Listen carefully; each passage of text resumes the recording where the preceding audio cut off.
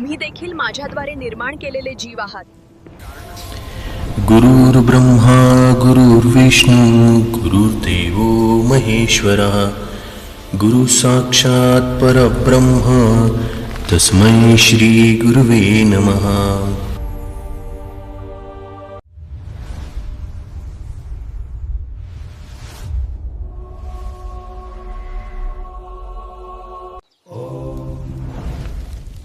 पूर्णमदः पूर्णमिदं पूर्णात् पूर्णमुदच्यते. आपल्यापैकी जवळपास सर्वांनाच बाललीला म्हटलं की भगवान श्रीकृष्णाच्या बाललीला आठवतात. पण खूप थोड्या लोकांना हे माहिती आहे की भगवान श्रीकृष्णाप्रमाणेच ब्रह्मांड नायक गुरुदेव दत्तांनी देखील बालपणी तशाच सुंदर, निरागस आणि चमत्कारांनी भरपूर अशा दिव्य बाललीला दाखवल्यात. चला तर मग आपण बघूयात त्रिगुणात्मक त्रिमूर्ती स्वरूप श्री गुरुदेव दत्तांच्या बाललीला. पण त्यापूर्वी जर तुम्ही अजूनही आमच्या चॅनलला सबस्क्राईब केलेले नसेल तर सद्गुरू स्वामी समर्थ या आमच्या चॅनलला आत्ताच सबस्क्राईब करा आणि दर गुरुवारी आमच्या चॅनलवर ब्रह्मांड नायक कथा श्री गुरुदेव दत्त अवतारांच्या या वेब सिरीजचा नवीन भाग बघता येईल. तसेच रोज आपल्या घरामध्ये जे स्तोत्र, मंत्र किंवा आरती आपल्या घरामध्ये ऐकावे किंवा म्हणायला हवे असे स्तोत्र, मंत्र आणि आरतीचा व्हिडिओ दर शनिवारी पब्लिश केला जातो. या व्यतिरिक्त दर रविवारी विविध मंदिरांची माहिती व्हिडिओद्वारे दिली जाते. आज आपण श्री गुरुदेव दत्तांच्या अनेक अशा बाललीलांपैकी एक निसर्गाचा प्रकोप आणि बालदत्त ही गोष्ट बघणार आहोत. गुरुदेव दत्तांच्या आई आणि वडील म्हणजेच माता अनुसूया आणि अत्री यांचा अतिशय सुंदर, प्रशस्त आणि निसर्गरम्य वातावरणामध्ये आश्रम होता. या आश्रमामध्ये सर्वांची दिनचर्या ही ठरलेली असायची. म्हणजेच पूर्ण शांतता, मंद चंद्रप्रकाश आणि पक्ष्यांचे हलके आवाज असताना ब्रह्ममुहूर्तावर उठणे, गायत्री मंत्राच्या पवित्र घोषामध्ये नदीच्या थंड पाण्यामध्ये स्नान करणे, सूर्याला अर्घ्य देणे, वेद मंत्र पठन करणे, शिष्यांना वेद शिक्षण देणे, योगाभ्यास करणे यासह दिवसाची सुरुवात होत व यानंतर दिवसभरामध्ये प्रत्येकाला नेमून दिलेल्या जबाबदाऱ्या जो तो पूर्ण करत असत. त्या आश्रमामध्ये देव, ऋषी, प्राणी आणि पक्षी सर्वजण अत्यंत शांततेत आणि आनंदात राहत होते.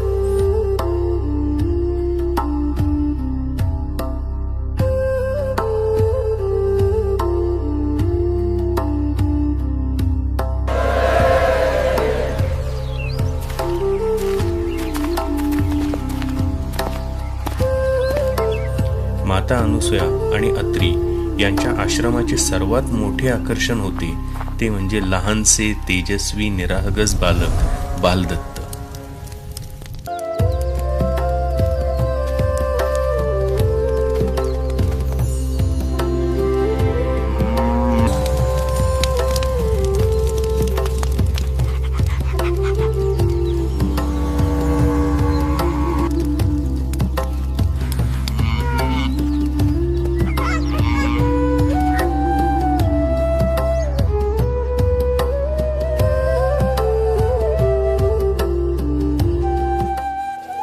एके दिवशी अचानक आकाश काळवंडले, काळेभोर ढग जमा झाले, जोराचा वारा सुटला, विजा कडाडू लागल्या, झाडे जोरजोरात हलू लागली. थोड्याच वेळात भयंकर वादळ सुरू झाले. आश्रमातील ऋषी, शिष्य, माता अनुसूया आणि इतर सर्व प्राणी देखील प्रचंड घाबरले. एक शिष्य त्यातील घाबरून म्हणाला, गुरुदेव, हे वादळ आश्रम उद्ध्वस्त करेल की काय? पक्षी घरट्यात लपले, हरणे थरथर कापू लागली आणि सर्वजण भयभीत झाले. यासोबत प्रचंड सोसाट्याच्या वाऱ्यासह प्रचंड मोठा पाऊसही सुरू झाला.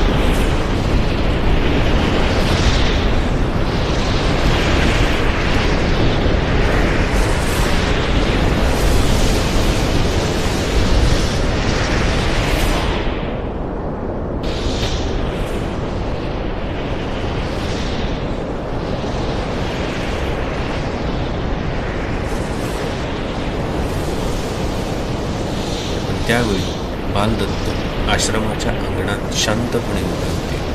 त्यांच्या चेहऱ्यावर भीतीचा लवलेश देखील नव्हता. त्यांनी आकाशाकडे पाहिले आणि गोड हसू लागले. ते वादळाशी संवाद करत होते आणि म्हणाले, वायुदेव आणि वरुणदेव, पृथ्वीवर जो प्रलय चालू आहे तो त्वरित थांबवा. पृथ्वीवरील माझ्या लेकरांना त्रास का देताय? तुम्ही देखील माझीच निर्मिती आहात. शांत व्हा.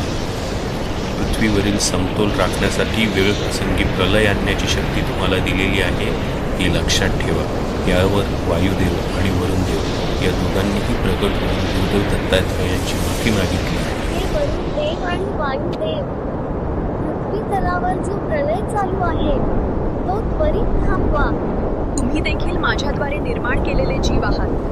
मग माझ्या पृथ्वीवरील लेकरांना त्रास का देताय जावं? तुम्हाला दिलेल्या शक्ती ह्या सर्व जीवनच कल्याण करण्यासाठी आहे व पृथ्वीवरील समतोल राखण्यासाठीच वेळ प्रसंगी तुम्ही असा प्रलय आणू शकता. हे त्रिगुणात्मक त्रयमूर्ती दत्तात्रेया. आणि काय चमत्कार! अचानक वारा कमी झाला, विजांचा आवाज थांबला, ढग दूर जाऊ लागले, आकाश स्वच्छ झाले, संपूर्ण आश्रम पुन्हा शांत झाला. सर्वजण आश्चर्यचकित झाले आणि सर्व ऋषी मुनी सर्वजण म्हणाले, हे बालक साधारण नाही, हे स्वतः परमात्म्याचे रूप आहे. अनुसूया मातेच्या डोळ्यात मात्र आनंदाश्रू तरळून आले. या गोष्टीमधून आपल्याला गुरुदेव दत्तात्रेयांनी असा उपदेश दिलेला आहे की भीती ही अज्ञानातून येते. जो परमेश्वरावर विश्वास ठेवतो त्याला कोणतीही शक्ती त्रास देऊ शकत नाही. या लीलेचा संदेशच हा आहे की निसर्ग देखील ईश्वराच्या नियंत्रणात आहे. वारा, पाऊस, वादळ सर्व ईश्वराच्या इच्छेने चालते. परमेश्वरावर विश्वास असेल तर भीती नाहीशी होते आणि शांत मन सर्वात मोठी शक्ती आहे. श्री गुरुदेव दत्त. श्री स्वामी समर्थ. गुरुर् ब्रह्मा गुरुर्विष्णू गुरुर्देव महेश्वरः. गुरु साक्षात् परब्रह्म तस्मै श्री गुरुवे नमः.